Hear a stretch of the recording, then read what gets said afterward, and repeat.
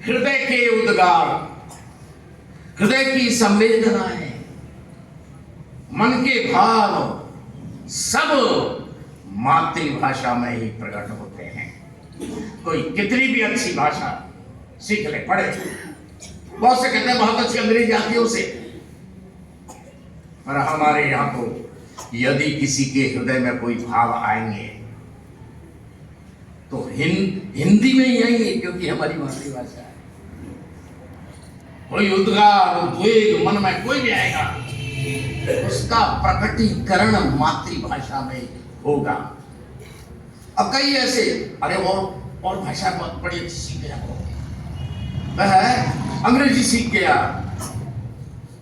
अंग्रेजी सीख गया, इसका अर्थ ये अंग्रेजी अच्छी बोलता है, तो इसका अर्थ ये है भाव तो मन में, विचार तो मन में, हमारी हिंदी में ही आएगा, अंग्रेजी में भी बोल लेता है, इसका मतलब अंग्रेजी में ट्रांसलेट करना अच्छा सीख गया है, अंग्रेजी में उसका रूपांतरण कर लेता है, जल्दी कर लेता है तो बोल देता है। लेकिन भावना तो मातृभाषा से ही होगा। दूसरी भाषा से रट करके, बहुत रटते हैं, रट रट करके विज्ञान के सूत्र और परिभाषाएं, ऐसी चीजें रट करके तैयार कर लेते हैं, अंग्रेजी में बोल देते हैं, दूसरे को बोल सकते हैं, लेकिन उसका मूल भाव क्या है वो अपनी मातृभाषा से पढ़ेगा तो ही समझ में आएगा। संस्कृति, संस्कार, संस्कार व्यक्ति को संस्कृति और संस्कारों के बारे में इस धरा पर यदि कोई शिक्षण संस्था ढूंढोगे तो सीधे सीधे विद्या भारती की विद्यालय ही हमारे सामने आएंगे।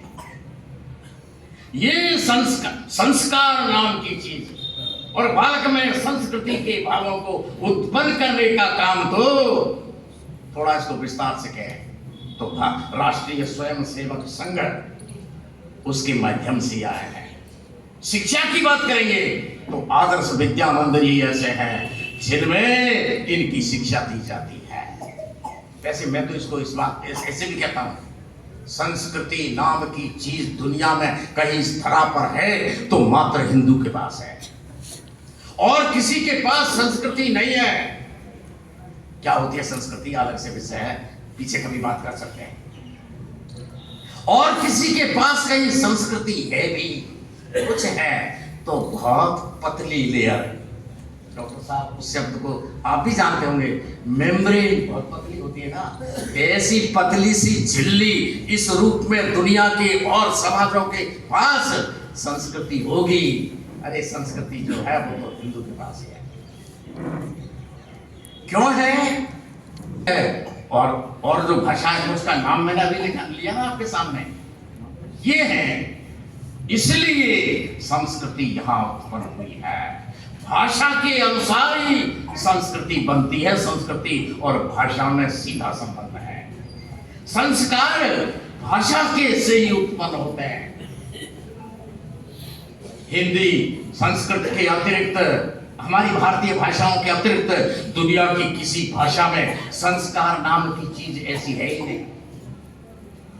भाव से, मन से वो नहीं जानते कि संस्कार होता क्या है। मातृभाषा में ही संस्कार उत्पन्न होते हैं, दिए जाते हैं बालकों को। संस्कार और संस्कृति की जननी मातृभाषा ही है। व्यक्ति को मातृभाषा अपने देश से जोड़ती है, अपने स्वजनों से जोड़ती है। मैं आपको उदाहरण बताता हूं, यदि हम में से कोई विदेश चला जाए, भारत से बाहर किसी देश में चले जाए, अरे बाहर की बात मत करो, आप यहां से दौसा से, राजस्थान से तमिलनाडु में चले जाए, अब बाहर रहेंगे, वहां की भाषा तमिल है, तमिल भी हमारे दौसा का व्यक्ति मिल जाए या हमारे यहाँ की भाषा बोलने वाला मिल जाए तो मन गदगद हो जाएगा। उससे जुड़ जाएंगे हम, भावात्मक दृष्टि से जुड़े हैं, क्योंकि मातृभाषा व्यक्ति को एक दूसरे को भावों के द्वारा जोड़ती है। और एक रहस्य की बात देखिए, व्यक्ति को स्वप्न, यदि व्यक्ति कुछ बड़ा सृजन करना चाहता है तो वह मातृभाषा में ही हो सकता है। हमारे यहाँ का कोई व्यक्ति अंग्रेजी पढ़ करके उसके मन में कोई सृजन वाली बात आएगी? नहीं आएगी। सृजन वाली बात तो मातृभाषा में आएगी। कुछ बनाना है, कुछ उत्पन्न करना है, कुछ दुनिया को नया देना है, वह तो सिर्फ मातृभाषा में ही संभव है।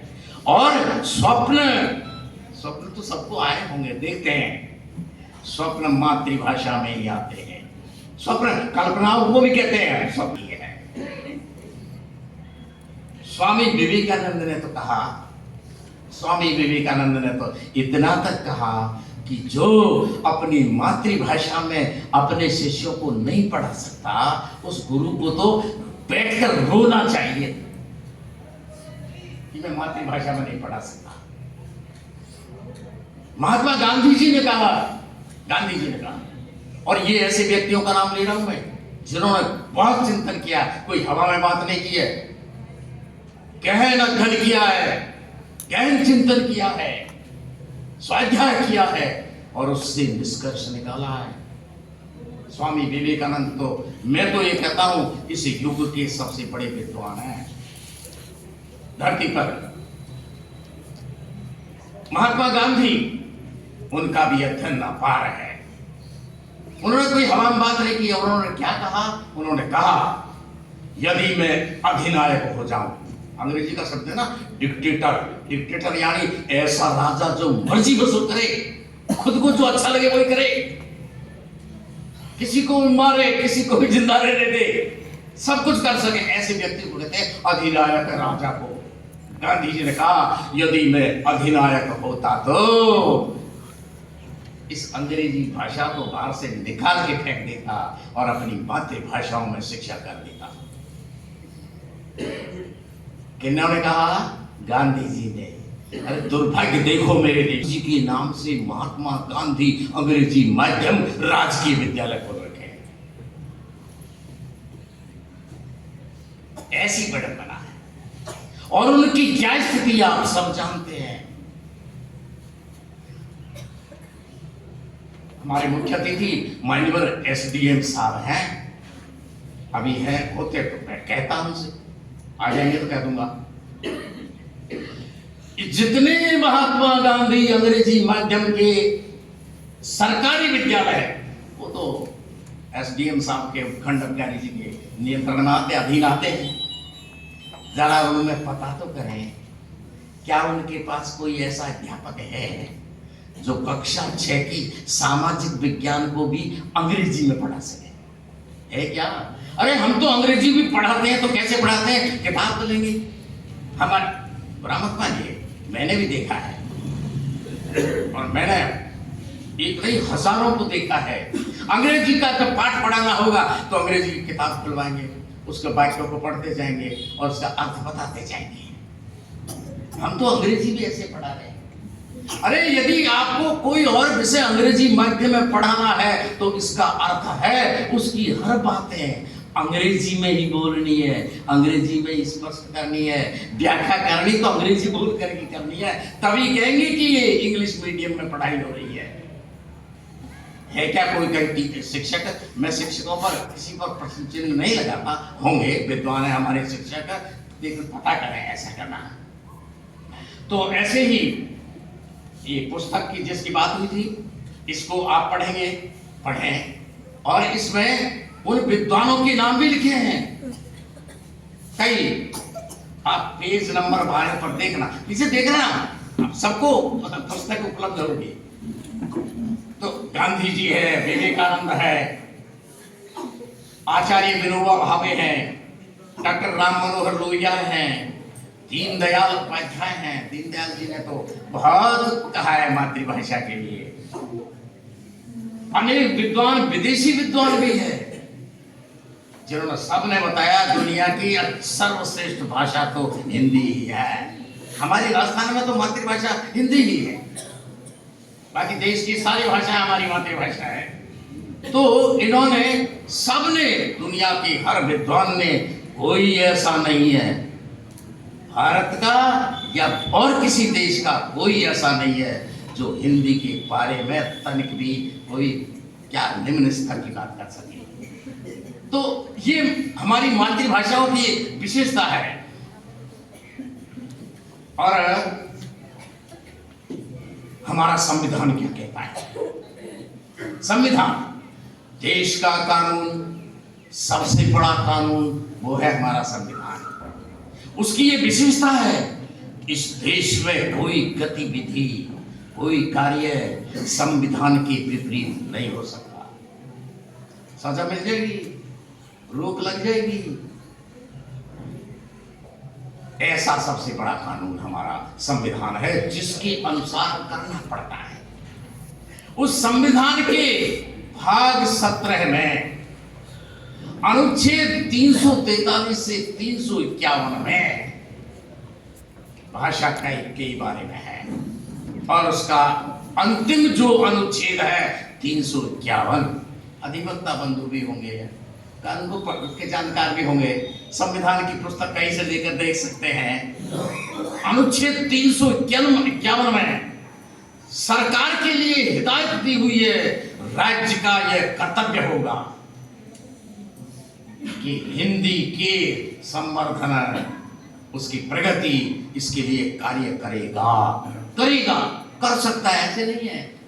दो तरह की बातें होती है, निर्देशात्मक, निर्देश के हिंदी को समृद्ध बनाने के लिए, हिंदी को समृद्ध बनाने के लिए भारत की जो अन्य भाषा है उनके शब्दों को, उनकी बातों को भी उसमें जोड़ेंगे। यानी सब भाषाओं का सम्मान है, उनका भी सहयोग लें और हिंदी का ऐसे विकास करें। यह आर्टिकल 351 में लिखा है, अनुच्छेद 351 में है। और पीछे भारतीय भाषाओं की 22 भाषाएं हमारी अपनी है, हमारे भारत में ही उत्पन्न हुई है। सबका मूल कहीं न कहीं संस्कृति है, संस्कृत से उत्पन्न हुई है। उनकी 22 भाषाओं की सूची इसी संविधान के अंत में जुड़ी हुई 8वीं अनुसूची में भी दी हुई है। तो ये है संविधान। अरे भाई, देश का सबसे बड़ा संविधान मातृभाषा की बात कर रहा है। अब ये देखा भगवान क्या कहते हैं, ईश्वर